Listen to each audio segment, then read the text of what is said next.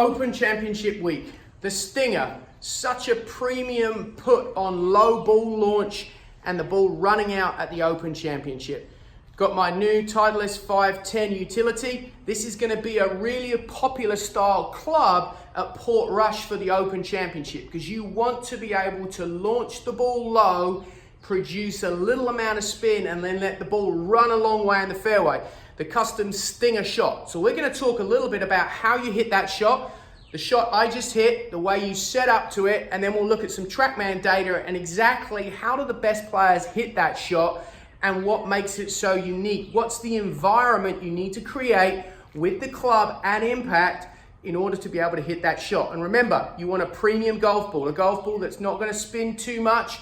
Pro V, Pro VX, great way to start that off. So let's talk a little bit about the shot itself. So that last shot I hit launched at around 6.5 degrees. It spun 2,400. It carried about 180 yards, but actually totally ran out to about 230 yards. So that golf ball's run a long, long way. Now, how did I actually do that? So what I did was made sure I launched the ball somewhere between the 5 and 8 degree mark. The really strong players, they can probably launch that ball lower. They got a lot more speed, they can deliver a little less dynamic loft, and they're physically really strong to hold that off and lean the shaft through impact.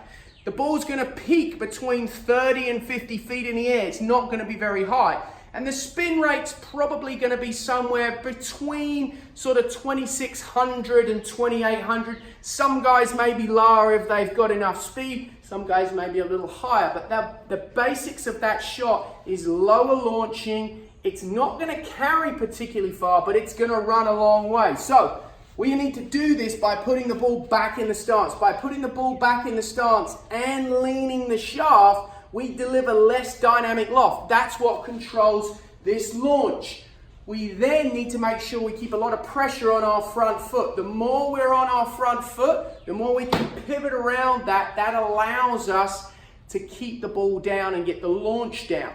The other thing we want to make sure is our stance line is open. All too often, when we lean the shaft and hit down, the face orientates a little bit more to the right. So to counter that, we need to rotate open so that we can swing more down the line to get that shot relatively straight. Might be a little draw, might be a little fade, but in essence, it's a really straight, predictable shot. The next thing we want to make sure of is a little bit more abbreviated swing. Not much more than 3/4. That allows us to control the club better, get delivering less dynamic loft and impact. And then the last piece is to really rotate hard, try and keep the handle ahead so that the face is really, really stable. If you can do that, you have the ingredients to produce a stinger shot. So when you're on a links golf course, put the ball in play.